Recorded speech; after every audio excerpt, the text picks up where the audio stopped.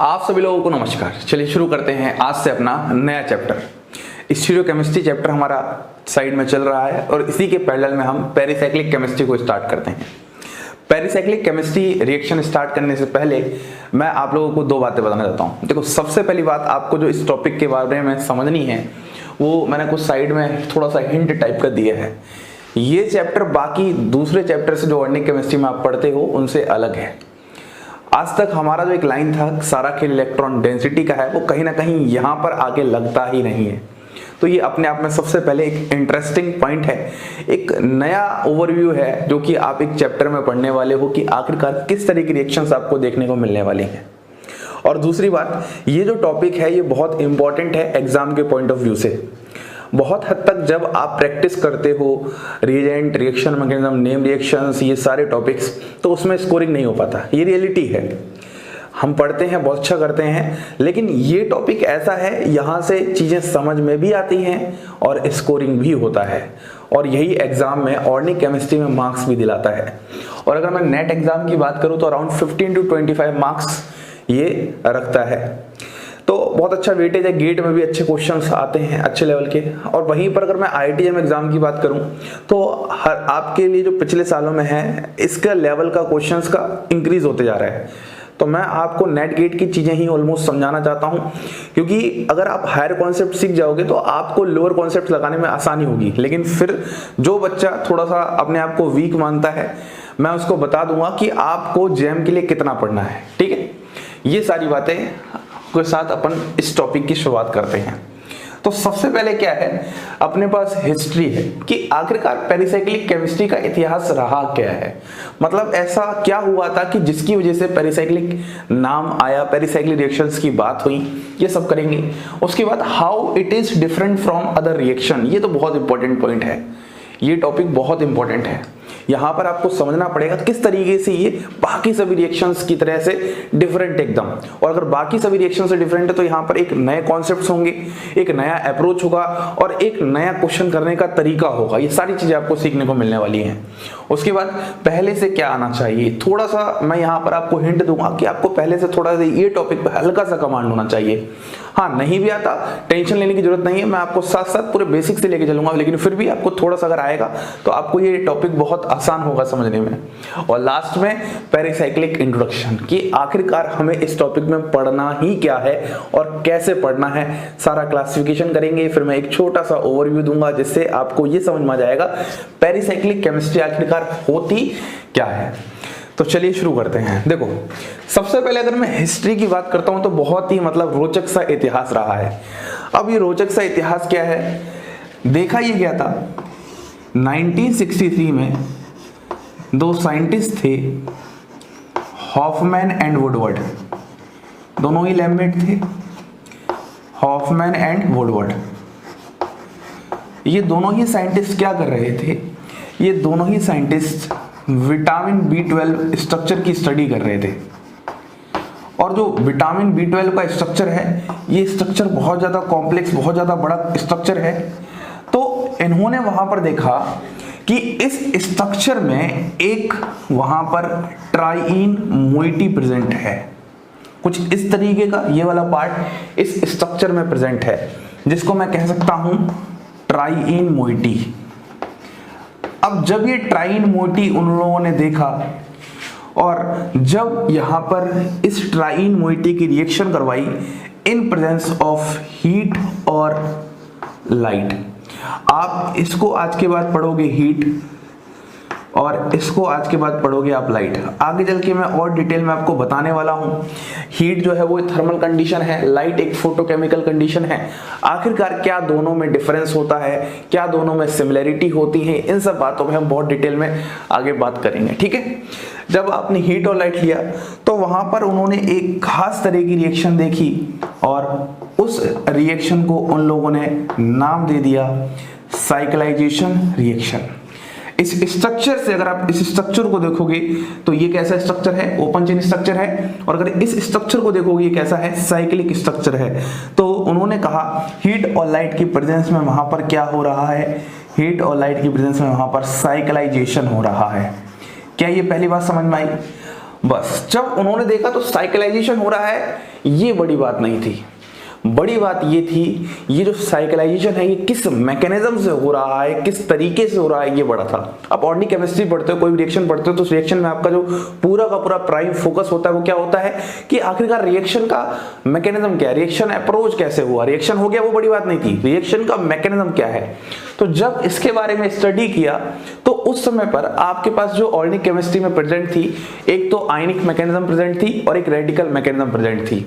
आयनिक mechanism जो सब मैंने आपको सब्स्टिट्यूशन, न्यूक्लियोफिलिक सब्स्टिट्यूशन SN1 के टाइम पर पढ़ाया है, और अगर मैं रेडिकल मैकेनिज्म की बात करता हूं तो मैंने फ्री रेडिकल सब्स्टिट्यूशन आपको पढ़ाया है। अगर आपने रिएक्शन मैकेनिज्म पढ़ रखा है तो आपको अच्छे से आइडिया है। ऑलमोस्ट जो पूरी केमिस्ट्री है वो आयनिक मैकेनिज्म का मेजर पार्ट होता है, उसके बाद रेडिकल केमिस्ट्री होती है।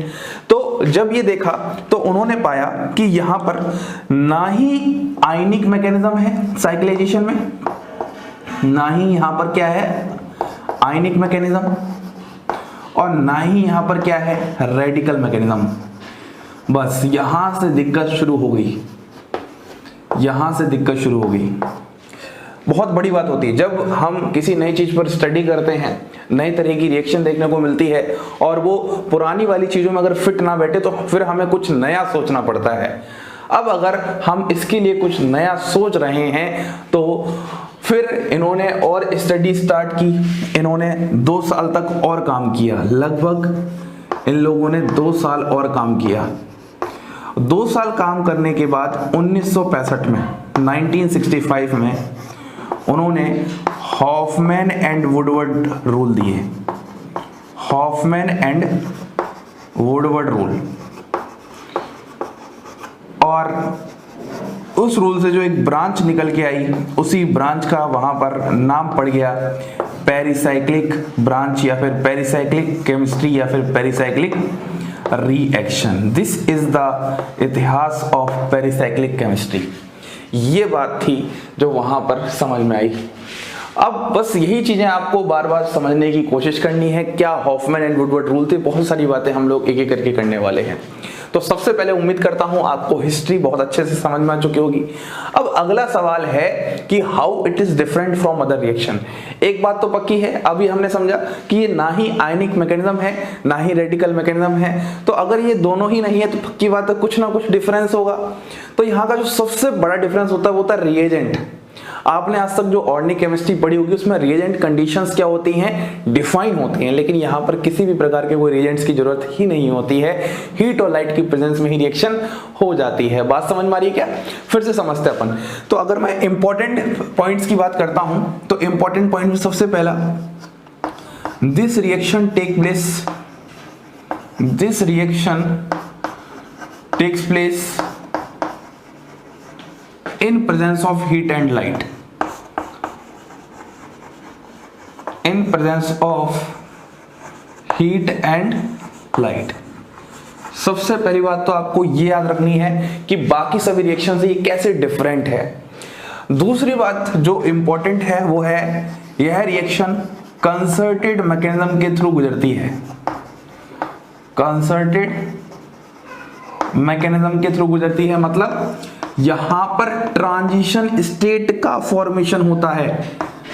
आपको अच्छे से पता होना चाहिए कंसर्टेड मैकेनिज्म वो सभी मैकेनिज्म होती हैं जहां पर ट्रांजिशन स्टेट के थ्रू रिएक्शन ऑकर होती है। और ट्रांजिशन स्टेट का मतलब होता है जहां पर bond breaking and bond formation, bond breaking and bond formation take place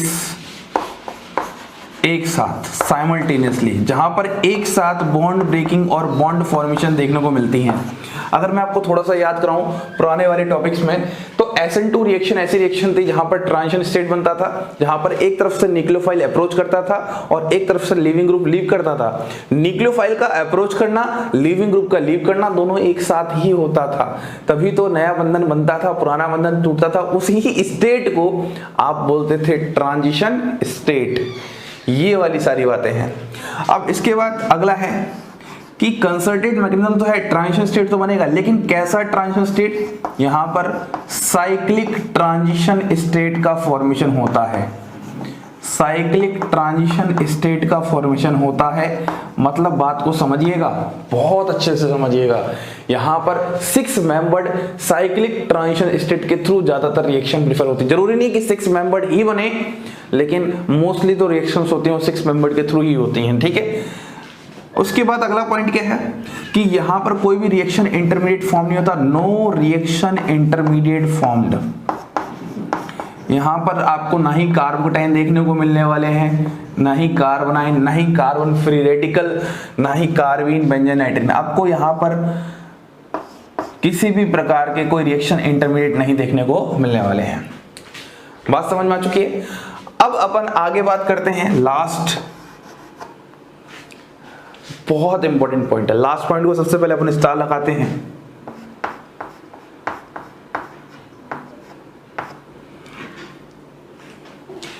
to explain mechanism of this reaction. एक बात तो पक्की है, ये आयनिक नहीं है, रेडिकल नहीं है, तो हम आयनिक मैकेनिज्म और रेडिकल मैकेनिज्म से ये चीज नहीं समझा सकते। तो to explain mechanism of this reaction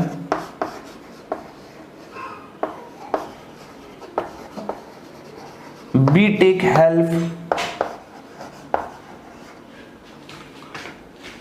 या फिर we use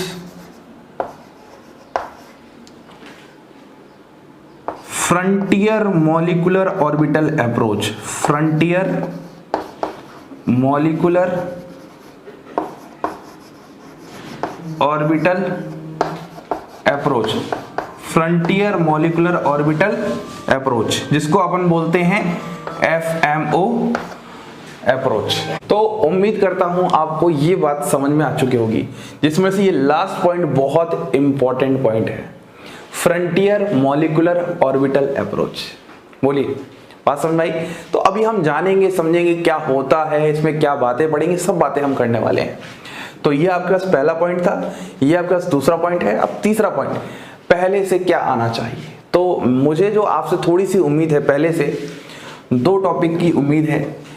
एक टॉपिक जिसको अपन बोलते हैं स्टीरियोकेमिस्ट्री, और स्टीरियोकेमिस्ट्री का भी टिपिकल पार्ट नहीं, बहुत ही सरल पार्ट। आपको EZ नेमिंग के बारे में अच्छे से आइडिया होना चाहिए।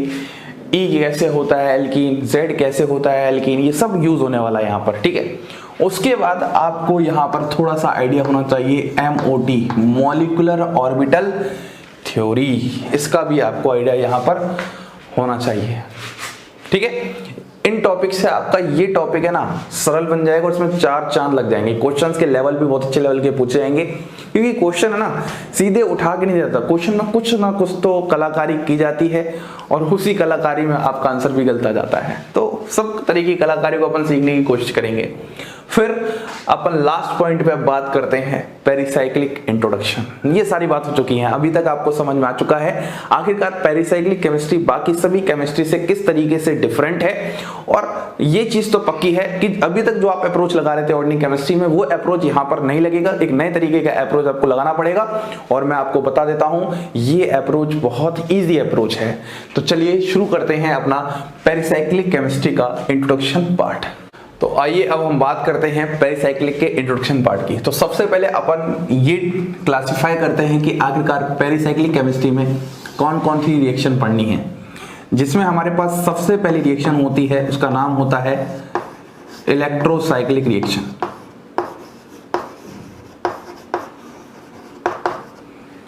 हम लोग सबसे पहले जो first category of reaction pericyclic chemistry में स्टार्ट करेंगे, उसका नाम होता है इलेक्ट्रोसाइक्लिक रिएक्शन। उसके बाद जो हमारे पास अगली कैटेगरी ऑफ रिएक्शन होता है, उसका नाम होता है हमारे पास सिग्मा, या फिर हम ऐसे कह सकते हैं साइक्लो एडिशन रिएक्शन, जो हम दूसरी कैटेगरी में पढ़ते हैं। फर्स्ट हमारे पास इलेक्ट्रोसाइक्लिक रिएक्शन है, दूसरा हमारे पास है साइक्लो एडिशन रिएक्शन। जैम के पॉइंट ऑफ व्यू से बहुत ज़्यादा इंपॉर्टेंट रिएक्शन है, और जैम एग्जाम में तो यहीं से क्वेश्चन आते हैं। अगर मैं नेट की बात करता हूं तो साइक्लो एडिशन तो इंपॉर्टेंट है ही, लेकिन साथ साथ अगली जो कैटेगरी ऑफ रिएक्शन है जिसका नाम होता है सिग्मा ट्रॉपिक रिएक्शन, ये भी बहुत ज़्यादा इंपॉर्टेंट है। और यहाँ से एक टिपिकल पार्ट स्टार्ट हो जाता है। तो सिग्मा ट्रॉपिक रीअरेंजमेंट कह लो या सिग्मा ट्रॉपिक रिएक्शन कह लो, कुछ भी आप कह सकते हो। फिर जो हमारे पास फोर्थ क्लासिफिकेशन है, टोटल इलेक्ट्रोसाइक्लिक रिएक्शन में जब पढ़ेंगे तब मैं आपको समझाऊंगा अच्छे से क्या क्या होता है। अगर मैं पेरिसाइक्लिक केमिस्ट्री की बात करता हूं तो आपके पास 4 ही क्लासिफिकेशन होते हैं। सबसे पहला इलेक्ट्रोसाइक्लिक, दूसरा साइक्लो एडिशन, तीसरा सिग्मा ट्रॉपिक रिएक्शंस रीअरेंजमेंट्स, उसके बाद एक होता है group transfer reaction, group transfer reaction. ये हमारे पास पेरिसाइक्लिक केमिस्ट्री इन 4 पार्ट्स में सब क्लासिफाई किया गया है और एक एक करके हम सारे पार्ट्स को आराम से पढ़ेंगे, बातें समझेंगे और हमारी पेरिसाइक्लिक केमिस्ट्री हो जाएगी कंप्लीट। ठीक है, आपको कोई भी बुक वगैरह रेफर करने की जरूरत नहीं है। मैं जो बुक ऑलरेडी रेफर कर रहा हूं वो बताऊंगा भी, लेकिन एक और हमारे पास मिसलिनियस कैटेगरी ऑफ रिएक्शन होती है, उसका नाम होता है चेलियोट्रोपिक रिएक्शन। ये सब हम पढ़ने वाले हैं। एक लास्ट में आपको चेलियोट्रोपिक रिएक्शंस क्या होती हैं इनके बारे में भी थोड़ा सा आइडिया दे दूंगा। तो सबसे पहले आपको ये याद हो जाना चाहिए अभी की पेरिसाइक्लिक केमिस्ट्री में 4 रिएक्शंस होती हैं डिफरेंट तरह की। सबसे पहले इलेक्ट्रोसाइक्लिक रिएक्शन, दूसरा साइक्लो एडिशन रिएक्शन, तीसरा सिग्मा ट्रॉपिक रिएक्शन और चौथा ग्रुप ट्रांसफर रिएक्शन। और एक मिसलिनियस कैटेगरी ऑफ रिएक्शन है जिसका नाम होता है चेलियोट्रोपिक रिएक्शन। ठीक है, अब जो बुक मैं रेफर कर रहा हूं मैं आपको थोड़ा सा हिंट दे देता हूं। सबसे पहले क्लेटन, पढ़ने की बिल्कुल भी जरूरत नहीं है, ऑलरेडी मैं आपको यहीं पर पढ़ा दूंगा पूरा। उसके बाद कैरेथर, जितने भी डिफरेंट तरह के एग्जाम्पल्स होंगे यहां पर कवर कर दूंगा। और तीसरी एक और बुक है इयान फ्लेमिंग, शायद से आपने नाम नहीं सुना होगा। एक लास्ट में जगदम्बा सिंह, ये भी एक अच्छी बुक है, इंडियन ऑथर है, अपने यूनिवर्सिटी ऑफ इलाहाबाद में टीचर हैं, बहुत अच्छा लिखा हुआ है उन्होंने। तो ये सारी बुक्स को मैं रेफर कर रहा हूँ और यहाँ पर कोई भी दिक्कत नहीं होने वाली। बोलिए, बात समझ में आ रही है? तो अगर अपन चारों रिएक्शंस में सबसे पहली रिएक्शन स्टार्ट करते हैं तो उसका नाम है इलेक्ट्रोसाइक्लिक रिएक्शन। और यहां से हम समझना शुरू करेंगे कि आखिरकार पेरिसाइक्लिक केमिस्ट्री में किस तरह की रिएक्शंस देखने को मिलने वाली हैं, किस तरह की बातें करने वाले हैं, क्या बिल्कुल नया होता है जो पुरानी सभी रिएक्शंस में जो हमने आज तक पढ़ी हैं नहीं होता है। शुरू करें। हमारे पास यहाँ पर जो सबसे पहली बात होती है इलेक्ट्रोसाइक्लिक रिएक्शन में, वो हमारे पास होती है सिस्टम से रिलेटेड, कि आखिरकार इसमें सिस्टम क्या होते हैं। तो इसमें हम जो सिस्टम यूज करते हैं वह हमारे पास होता है कॉन्जुगेटेड सिस्टम, या फिर हम यहाँ पर स्ट्रेन ड्रिंक सिस्टम भी ले सकते हैं। ये दोनों ही सिस्टम हमारे पास इलेक्ट्रोसाइक्लिक रिएक्शन में लिए जाते हैं बहुत अच्छे से और रिएक्शंस देखी जाती हैं। अगर मैं यहीं पर कॉन्जुगेटेड सिस्टम की बात करूंगा तो कॉन्जुगेटेड सिस्टम हमारे पास 2 तरह के होते हैं। एक तो होता है पॉलीइन, जहां पर एक से ज्यादा डबल बॉन्ड हो, और पॉलीइन को अगर आप जरा ध्यान से देखोगे तो आपको एग्जाम्पल में कुछ इस तरीके का स्ट्रक्चर देखने को मिलेगा। क्या आपको ये पॉलीन समझ में आ रही है? 1 2 3 डबल बॉन्ड है। वहीं पर एक जो हमारे पास होता है वह होता है हमारे पास आयनिक, जहां पर आपके पास क्या प्रेजेंट होगा? आयन प्रेजेंट होगा। आयन बोले तो नेगेटिव और पॉजिटिव प्रेजेंट होगा बहुत अच्छे से, तो उसकी हम बात करते हैं। तो यहाँ पर हमारे पास कैसे होने वाला है? यहाँ पर हमारे पास कुछ इस तरीके से होने वाला है, नेगेटिव हो सकता है यहाँ पर, या फिर यहाँ पर इस तरीके से पॉजिटिव हो सकता है। पहला तो सिस्टम ही हो गया। अब अगर मैं दूसरे सिस्टम की बात करता हूं, स्ट्रेन रिंग सिस्टम की, तो वहां पर आप इस तरीके से रिंग यूज कर सकते हो जिसमें बहुत स्ट्रेन हो ऑलरेडी, कुछ इस तरीके की। ये हो गया आपका सबसे पहले सिस्टम से रिलेटेड बातें। अब अगला अगर अपन बात करते हैं तो वो है कि आखिरकार रिएक्शंस का तरीका क्या होता है, किस तरीके से इलेक्ट्रोसाइक्लिक रिएक्शंस परफॉर्म होती हैं। मैं आपको थोड़ा सा ये हिंट देता हूं और ये जरूरी है क्योंकि आपको इस लेक्चर में शुरुआती तौर पे ये जरूर पता होना चाहिए कि आखिरकार इन सब में थोड़ा थोड़ा डिफरेंस क्या होता है।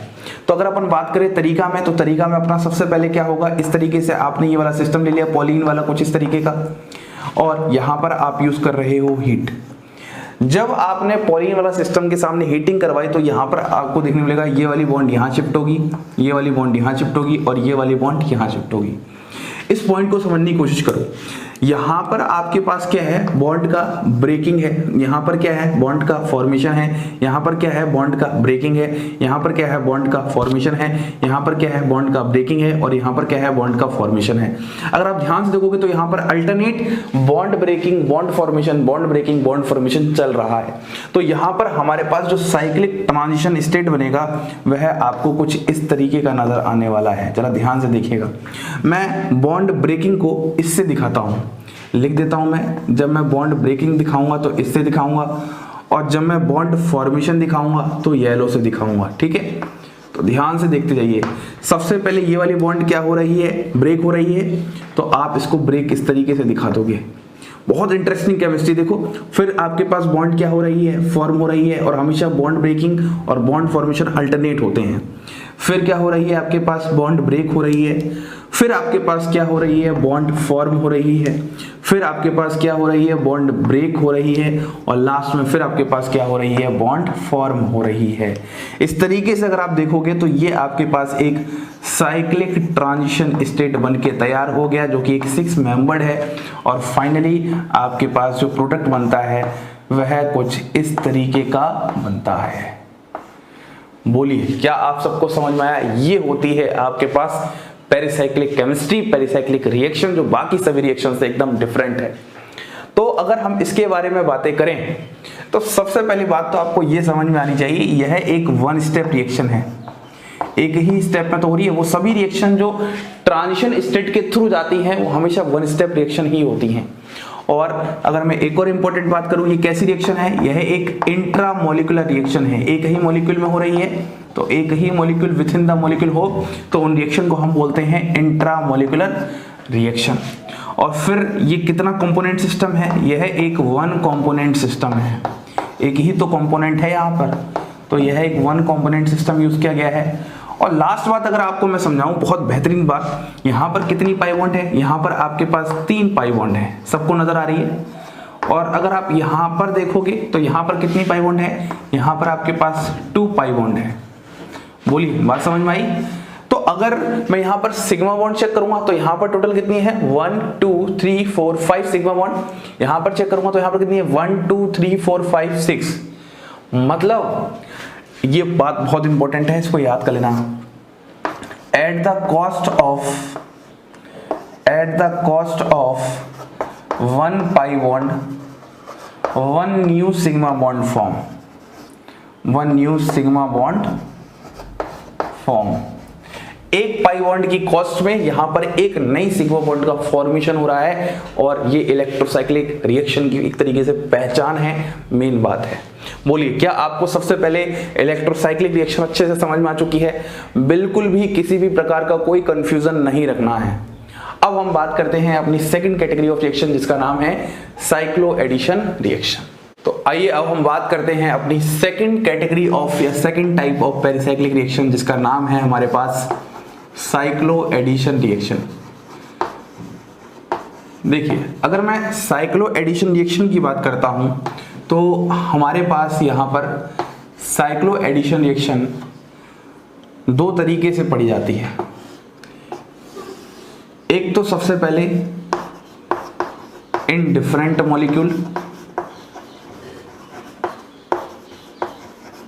और एक जो हमारे पास दूसरा है इन सेम मॉलिक्यूल। या तो डिफरेंट मॉलिक्यूल में हो सकता है या फिर सेम मॉलिक्यूल में हो सकता है।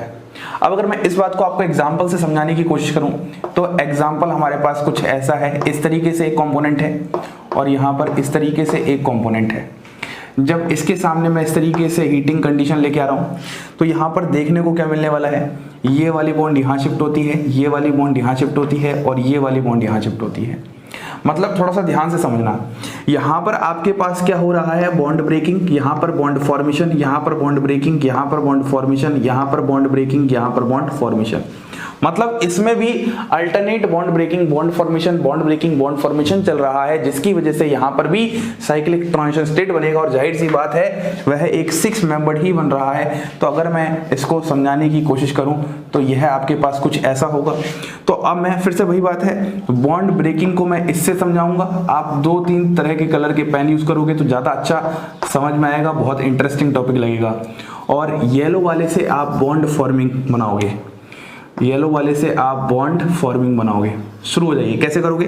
तो सबसे पहले क्या हो रहा है, बॉन्ड ब्रेकिंग हो रहा है। तो सबसे पहले आपने यहाँ पर क्या कर दिया, बॉन्ड ब्रेकिंग। यहाँ पर फिर क्या हो रहा है, आपके पास बॉन्ड फॉर्मेशन हो रहा है इस तरीके से। फिर क्या हो रहा है, अल्टरनेट बॉन्ड ब्रेकिंग हो रहा है। और फिर क्या हो रहा है, आपके पास बॉन्ड फॉर्मेशन हो रहा है। फिर क्या हो रहा है, अल्टरनेट बॉन्ड ब्रेकिंग हो रहा है। और लास्ट में फिर आपके पास क्या हो रहा है, बॉन्ड फॉर्मेशन हो रहा है। इस तरीके से आपके पास फिर एक नया साइक्लिक ट्रांजिशन स्टेट चमकने को देखने को मिलेगा। और लास्ट में फाइनली आपके पास जो आंसर आ जाएगा इस तरीके से आ जाएगा। देख लीजिए जरा ध्यान से, यही होगा। अब क्योंकि ये 2 कंपोनेंट में हो रहा है, इन डिफरेंट मॉलिक्यूल हो रहा है, इसीलिए हम इसको इंटर मॉलिक्यूलर रिएक्शन भी कह सकते हैं। Inter molecular reaction. पिछली वाली इलेक्ट्रोसाइक्लिक हमेशा क्या होती है, इंट्रा मॉलिक्यूलर। ये इंटर मॉलिक्यूलर भी हो सकती है। और साथ में अगर इन सेम मॉलिक्यूल की मैं बात करता हूं, इन सेम मॉलिक्यूल, तो इन सेम मॉलिक्यूल के लिए हम इसी तरीके का एग्जांपल ले लेते हैं। एक कुछ ऐसा एग्जाम्पल है हमारे पास, और यहाँ पर एक ही मॉलिक्यूल में आपके पास इस तरीके का सिस्टम है। तो इसमें अगर आप यहाँ पर हीटिंग यूज कर रहे हैं तो फिर से वही कहानी होगी, ये वाली बॉन्ड यहाँ शिफ्ट होगी, ये वाली बॉन्ड यहाँ शिफ्ट होगी, और ये वाली बॉन्ड यहाँ शिफ्ट होगी। सिंपल सी बात है, जब आप इस बॉन्ड को यहाँ शिफ्ट करवा रहे हो ऐसे, तो ये वाली बॉन्ड यहाँ शिफ्ट करवाओगे, वाली बॉन्ड यहाँ शिफ्ट करवाओगे, तो फाइनली आपको जो आंसर देखने को मिलेगा, तो फाइनली आपको आंसर कुछ इस तरीके को देखने को मिलने वाला है। बोलिए क्या बात समझ में आ रही है? अब ध्यान से देखो, ये एक ही मॉलिक्यूल में है, इसीलिए मैं यहां पर इसको बोल सकता हूं intra molecular reaction. Intra molecular reaction तो बहुत बहुत इंपॉर्टेंट बात है कि जो हमारे पास साइक्लो एडिशन रिएक्शन होती है वह इंटरमॉलिक्यूलर भी हो सकती है और वह इंट्रामॉलिक्यूलर भी हो सकती है। अब अगर एक बात मैं यहां पर समझाऊं तो देखो, यहां पर आपके कितनी पाई बॉन्ड है, 1 2 3, यहां पर आपके पास 3 पाई बॉन्ड हैं। बोलिए बात समझ में आ रही है? यहां पर आपके कितनी पाई बॉन्ड है, यहां पर आपके पास 1 पाई बॉन्ड है। तो आप अगर फाइनली यहां पर पाई बॉन्ड और सिग्मा बॉन्ड देखोगे तो हम लास्ट में एक बात कह सकते हैं, at the cost of 2 pi bond, at the cost of 2 pi bond 2 new sigma bond form, 2 new sigma bond form. बिल्कुल पिछले वाले की तरह है, वहां पर 1 पाई बॉन्ड के बदले 1 सिग्मा बॉन्ड का फॉर्मेशन होता था नई वाली, यहां पर 2 पाई बॉन्ड के बदले 2 न्यू सिग्मा बॉन्ड का फॉर्मेशन हो रहा है। बस सिंपल सी बात, और कुछ भी नहीं है टिपिकल पार्ट यहां पर, बस ये वाली बात आपको समझनी है। उसके बाद अगर मैं आगे बात करता हूं, वो अगली हमारे पास कैटेगरी ऑफ रिएक्शन होगी, 3rd sigmatropic reaction. Sigmatropic rearrangement भी कहते हैं, सिग्मा ट्रॉपिक रिएक्शन। यहां पर आप बहुत सारे डिफरेंट तरह की नेम रिएक्शंस को कवर करने वाले हो, उनको पढ़ने वाले हो। तो अब अगर अपन इसमें बात करें तो इसमें सबसे पहले आपको ध्यान देना है कि यहां पर सबसे पहले तो जो हम सिस्टम यूज करते हैं वह एक एलाइलिक सिस्टम होता है, और फिर जो दूसरी बात है वह एक यहां पर 1 कंपोनेंट सिस्टम ही होता है हमेशा। अगर ये 1 कंपोनेंट सिस्टम है तो पक्की बात है ये रिएक्शन हमेशा इंट्रामॉलिक्यूलर रिएक्शन ही होगी, है ना। 1 कंपोनेंट में तो इंट्रामॉलिक्यूलर ही हो सकती है। ये सब बातें आपने पहले पढ़ रही हैं कि इंट्रामॉलिक्यूलर क्या होता है, इंटरमॉलिक्यूलर क्या होता है।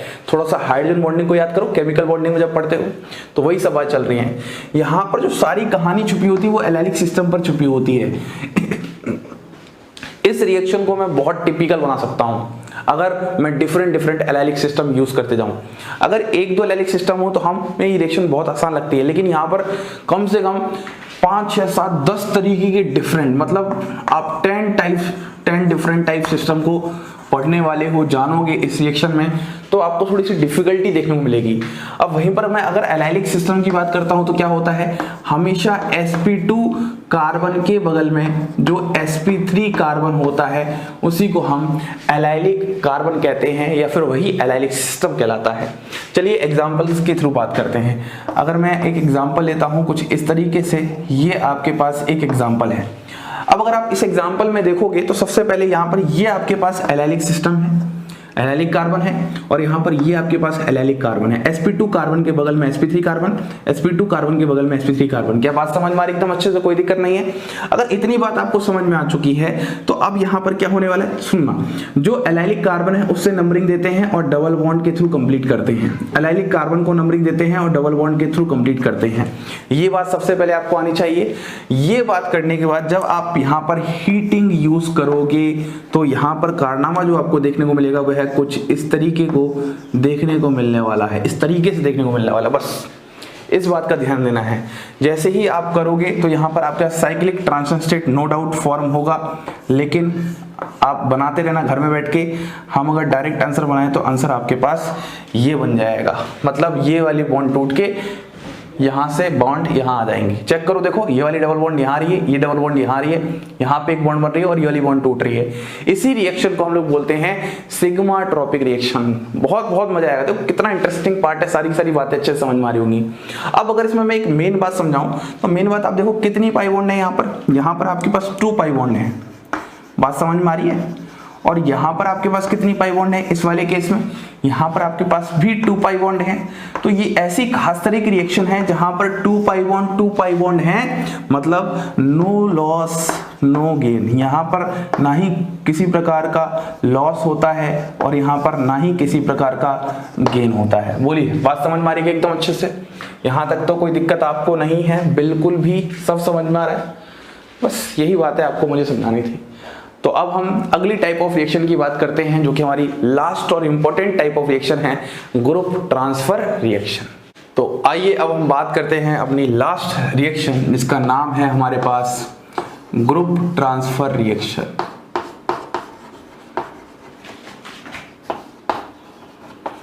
देखो अगर हम ग्रुप ट्रांसफर रिएक्शन की बात करते हैं तो यहां पर सबसे पहली बात आपको जो समझानी है, यहां पर 2 कंपोनेंट सिस्टम होता है। सबसे पहली बात तो यही है, हमारे पास यहां पर कितने सिस्टम होते हैं, 2 कंपोनेंट सिस्टम होते हैं। और 2 कंपोनेंट सिस्टम में एक तो कंपोनेंट हमारे पास होता है एलाइलिक सिस्टम, और दूसरा जो सिस्टम होता है या दूसरा जो हम मॉलिक्यूल लेते हैं वो लेते हैं या तो हमारे पास एल्कीन होगा या फिर हमारे पास एल्काइन होगा। क्लियर है। देखो अब अगर थोड़ा सा मैं एग्जांपल दूं तो एग्जांपल हमारे पास कुछ इस तरीके से रहने वाला है और यहाँ पर H है। कभी कभी इस H की जगह हम यहाँ पर कोई मेटल भी ले सकते हैं और मेटल भी होता है। बस इस बात को आपको ध्यान रखना है, H भी हो सकता है या फिर मेटल भी हो सकता है। इसकी जब हम रिएक्शन सामने एल्कीन के कंपोनेंट से करवाते हैं इस तरीके से, तो यहाँ पर आपको फिर से वही कहानी को देखने को मिलेगी। ये देखो ये वाला डबल बॉन्ड ये यहाँ पर है। बोलिए बात समझ में आ रही है। तो यहाँ पर आपको क्या देखने को मिलने वाला है, यहाँ पर ये वाली बॉन्ड यहाँ शिफ्ट होगी, ये वाली बॉन्ड यहाँ शिफ्ट होगी और ये वाली बॉन्ड यहाँ शिफ्ट होगी। अभी आपको सिर्फ ये समझना है सब में थोड़ा थोड़ा सा डिफरेंस क्या है। अभी ज्यादा क्लैरिटी नहीं आएगी, जब हम बहुत डिटेल में पढ़ेंगे, इलेक्ट्रोसाइक्लिक ही पढ़ेंगे, साइक्लो एडिशन ही पढ़ेंगे, सिग्मा ट्रॉपिक ही पढ़ेंगे, ग्रुप ट्रांसफर रिएक्शन ही पढ़ेंगे, तब आपको डिटेल में और क्लैरिटी समझ में आएगी, जहां पर मैं बहुत सारे एग्जांपल आपको समझा रहा हूँ। जब आप ऐसा करोगे तो साइक्लिक ट्रांजिशन जाहिर सी बात है फॉर्म होगा। तो फाइनली आपके पास यहाँ पर जो आंसर आ जाएगा ये इस तरीके से था। यहाँ पर आपके पास डबल बॉन्ड आ जाएगा और यहाँ पर आपके पास H या फिर इसकी जगह मेटल यहाँ पर प्रेजेंट रह सकता है। ये आपके पास हो जाएगा ग्रुप ट्रांसफर रिएक्शन। अब इसमें अगर आप एक खास बात देखोगे तो खास बात क्या है, यहाँ पर कितनी पाई बॉन्ड है, यहाँ पर आपके पास 2 पाई बॉन्ड है। आ रही बिल्कुल नजर। यहाँ पर अगर आप देखोगे तो कितनी पाई बॉन्ड है, यहाँ पर आपके पास 1 पाई बॉन्ड है। तो हम एक बात बोल सकते हैं लास्ट में, सिग्मा बॉन्ड में बढ़ोतरी हो चुकी है एट द कॉस्ट ऑफ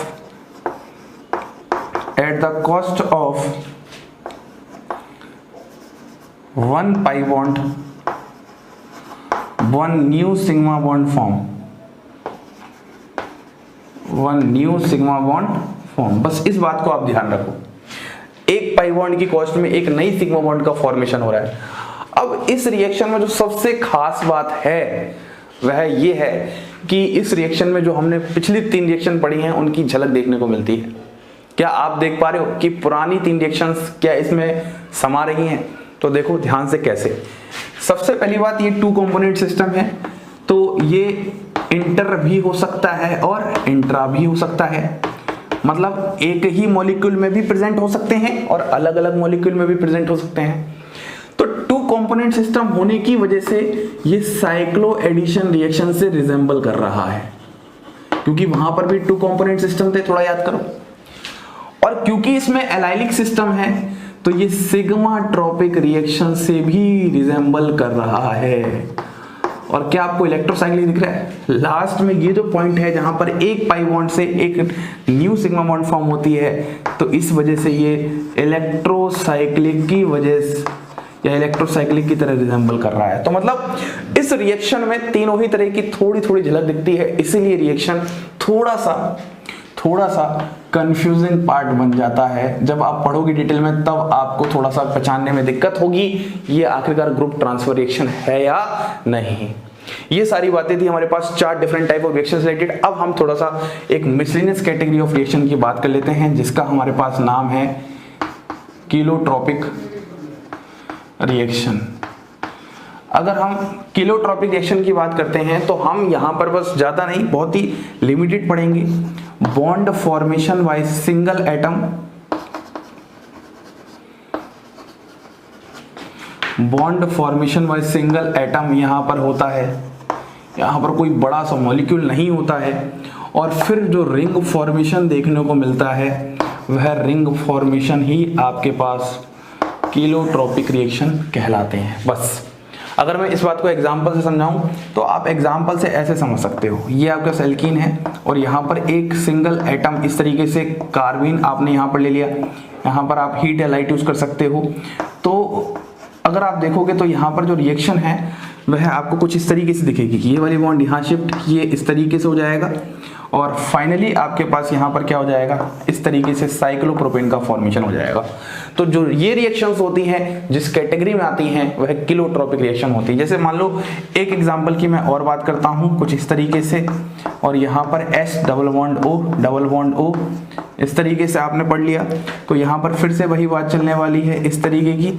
तो यहाँ पर फाइनली आपको हीट एंड लाइट की प्रेजेंस में कुछ इस तरीके से देखने को मिलने वाला है, S डबल बॉन्ड O इस तरीके से। बस खत्म हो गया। तो ये था जो डिफरेंट टाइप्स ऑफ रिएक्शन थी, मतलब या यूं कह लो पेरिसाइक्लिक इंट्रोडक्शन था। उम्मीद करता हूं आपको बहुत अच्छे से समझ में आ चुका होगा।